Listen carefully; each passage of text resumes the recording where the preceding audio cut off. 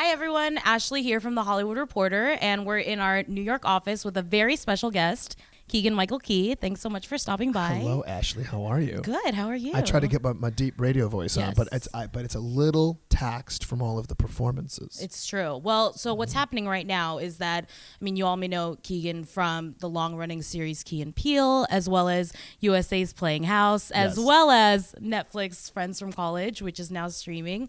But also right now you're in an off-Broadway play. Yes. It's a little-known production. Not a lot of people have seen this very obscure show. Yeah.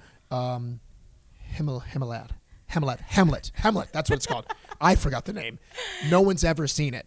And it's not very long. It's not. It's only almost 4 hours. It's only almost 4 hours, which is, not long. I mean, that's half a work day.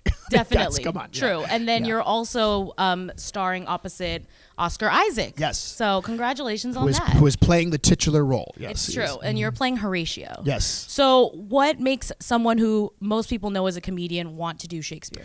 Well, my background, I am a Shakespearean actor. So my entire career up to this point has pretty much been a 19-year detour into sketch Welcome comedy. Back. Yes, thank you. Yes. I feel like Odysseus in the Odyssey.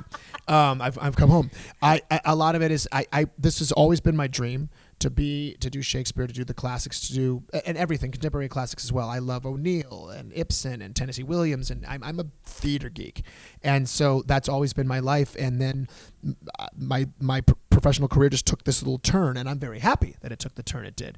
But so now it's a coming back home, if you will. It's a homecoming. Yes. Awesome. So since this is a production that is almost 4 hours long, a lot of actors might change their diet or exercise or just to kind of keep up with the commitment it takes to perform this through September. Yeah. Have you made any changes to your lifestyle? Oh, yeah. I don't know if I can do a plug here, but I eat Pro Bar energy chews with yerba mate for caffeine. There you go. That's what I eat. It's a shortcut. I could just have nutrition and exercise. I could just do that. But I take my Pro Bar energy chews every day, and I find myself often throwing a packet across the dressing room over to Oscar too, because it's no big deal. He only has 3,000 lines to say on stage. But I've been trying to get more sleep to no avail. Mm-hmm. But I will make more of an effort to do that. And also, when I'm not impressed, a lot of us make the effort. Not always successfully, but make the effort to be on vocal rest, because that's the big thing. It's not. Thank God it's not a 1,200 seat house. It's like a 240 seat house. It's a nice intimate setting. It's really fantastic, but it's a little more rest and trying to kind of just really get on cruise control when you're not on stage, so that you can conserve your energy. Well, thanks for chatting with us today. Oh, absolutely, my pleasure. So do you have a special pre-show ritual, something you do right before you go on stage? It's funny. To get into the mood or the tone of the show, ironically, I listened to a song called The Death of Queen Jane, which is on the soundtrack for Inside Llewyn Davis. Whoa. So I'm literally listening to Oscar sing while I'm sitting 2 seats down from Oscar. Because you're not getting enough Oscar. I'm not getting enough. Listen, can I tell you something? You can never get enough Oscar. It's true. You can never get enough Oscar Isaac, ever. He's just an extraordinary performer and a lovely, lovely, lovely human being. But the funny thing is, it's a medieval song. Yeah. So I'm in the song. The song takes me to where we are in the play, and it's very kind of rambling and old, and it's just a guitar. It feels very elemental, and so it helps me get in the mood. And a lot of the actors in this particular show, because Sam Gold, our director, is really trying to create a vibe and create a tone. A lot of us are kind of traipsing around with earphones in and trying to kind of get into a space before the production starts. Yeah. Awesome. So I do that, and then also we have our fight call. There's some fights in the show, and that we do at 6:00 every day, an hour before the show. And then I like to sit with the crew. I sit with the crew and the stagehands, and it just feels good to kind of hang out a little bit before the show, because the beginning of the show is very warm and friendly and inviting, and then it kind of turns into this tragic ghost story. Yeah, definitely. So do you have something that you keep in your dressing room now that kind of maybe you've always brought with you into whatever workspaces you're in? I don't. I change it from show to show. Oh, cool. And sometimes it might even take half a run to get to a place where you figure out what your totem for the show is. And I don't really have, here's what it is. I have, one of our cast members is notorious for having an enormous, very extensive fidget spinner collection. Oh. And he's bought everybody a fidget spinner. And I'm like, he's like a straight up fidget spinner believer for real. Okay. And everybody got a fidget spinner. He gave me this little gadget because he's a fiddler. Right, he's a right. fiddler. Yeah. He brought me this little gadget that looks like a old car lighter. Oh. But all it is it's a plunger. It's just a little thing that you just put in your hand and go like that. And that's kind of my little thing right there. That and a picture. And now my new thing is a picture of Oscar Isaac's son, his new baby boy. Not enough Oscar Isaac. Yeah, I can't get enough.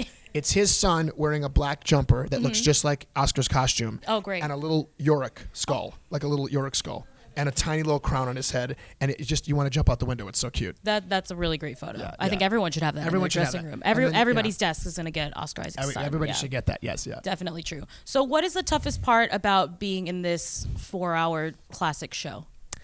The toughest part for me is I bookend the show and then I appear intermittently throughout the show. So it's not when you come off stage. I thought I'd be able to. I can't read a book. Mm-hmm. I can't watch videos on my phone. I have to kind of stay 50% in. Mm-hmm. When you're on stage, typically you want to be 75 to 80% in. Because you still have to think about technical aspects. I have to get here because that light's going to shine on me, or I have to hit the lever because we're going to hit the person over the head with the chair and make the chair break away. You have to be, the actor has to be present. So you want to be 75% character, about 25% actor. The issue with this is because the show is very delicate, there's a lot of humor in this production of Hamlet.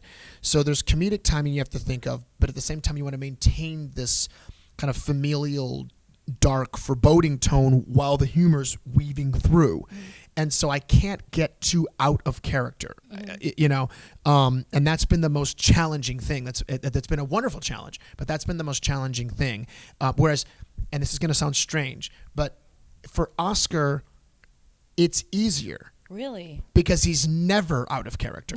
And also when you have lots and lots of lines to say, you must be concentrating what's happening on the moment. Mm-hmm. You're concentrating on what you're trying to do or trying to affect in your scene partner. So he's constantly present. The person who's on stage less has the issue because you have to go. It's funny. Anybody has to memorize a monologue on television, in the theater, in the movies. It doesn't matter. Monologues, simple. Because it's all on you. Right. You have to focus. The hardest thing is when you're in a scene with 4 other people and you only got 2 lines. True. So then you go, is that me? God damn it, that's me. That's me. That was my line. That's me. Yeah, that's what happens. But if you're running the scene, easy. So in a manner of speaking, I've said this before and I get in trouble, but I want people to understand what I mean contextually. Mm-hmm.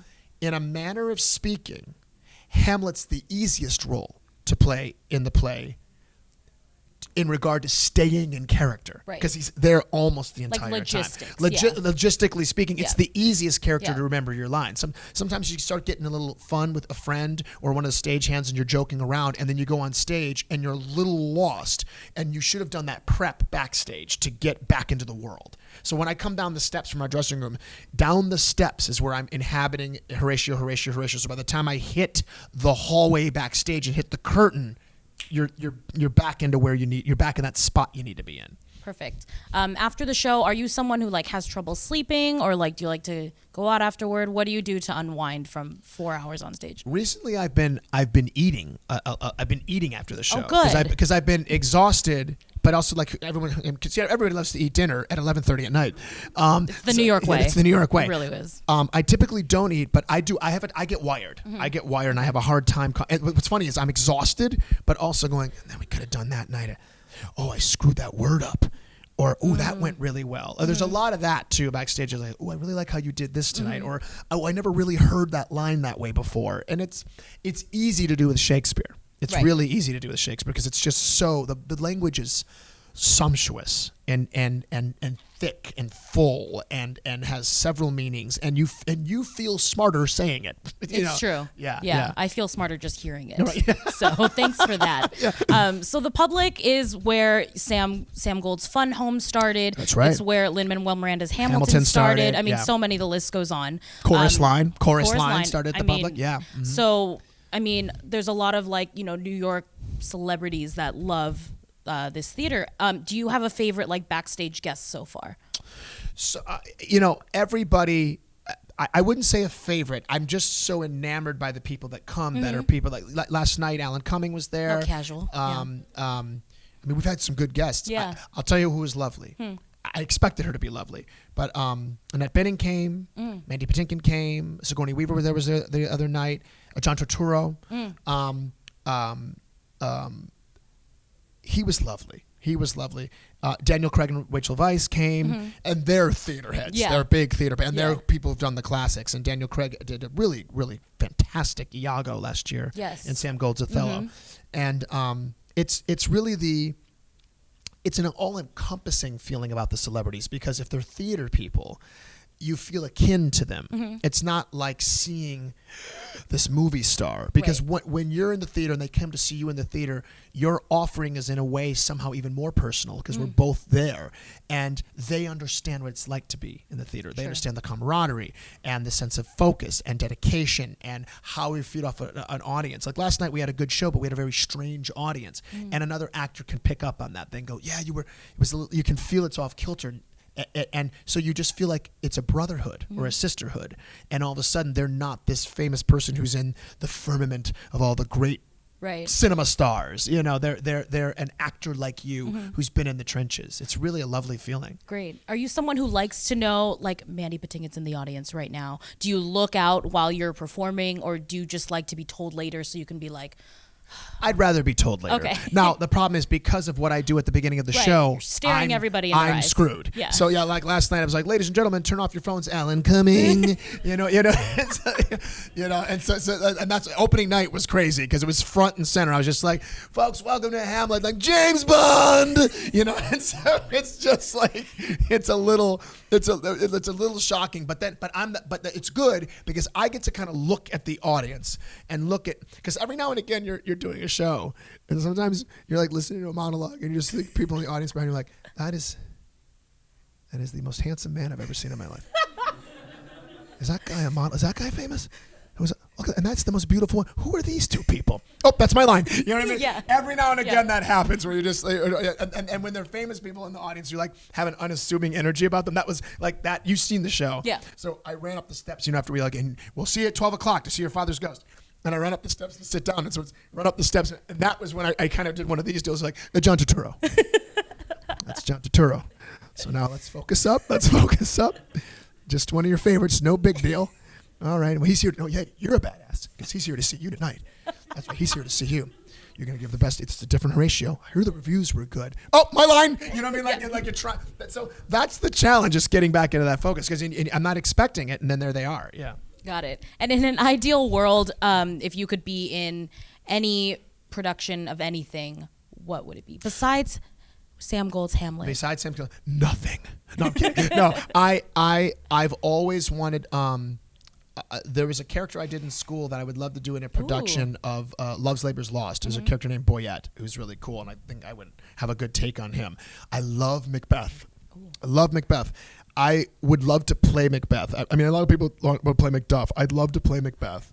And I'd love to be in a production of almost anything Eugene O'Neill does. Like I'd love to be in like The Hairy Ape, or Long Day's Journey into Night, or Moon for the Misbegotten. Another 4 hours. Another big old fat delicious 4-hour play. I like a lot of I'm a classics guy. I like classics. I wouldn't mind doing Ibsen. I've been talking about doing maybe being in a production of Enemy of the People. And I was talking to... You mean the one that's going to come to Broadway this season? Yeah. I mean, not that. I mean, we'll see. I mean, I was talking to other folks about it, and James Franco was going to do it, and it's like we were talking about it and stuff like that. So I don't know. It depends. It's also it's just that the theater then is a commitment. It's real commitment. So then, any other project that comes down the pike, you have to either put it aside, or you have to say, is there a way to put the play off till this or that? We've talked about things. There are workshops coming up, and I'm like, am I going to be able to do that workshop, or should I take a vacation? And so the new works are exciting to me, but classics really excite me. So yeah, I'd love to do Night of the Iguana by Tennessee Williams. Or it's funny, I've never really had any desire to play Stanley Kowalski. But I love Williams. I love Williams, and so yeah, that would be the things I've mentioned would be great. But just kind of getting to dive into another classic would be great. It's a good list. It's I feel a good like if list. it's not 3 hours long, like you don't want it. You know? It's funny. I like a 3 to 4 hour show. Okay, because just to view anyway. Yeah.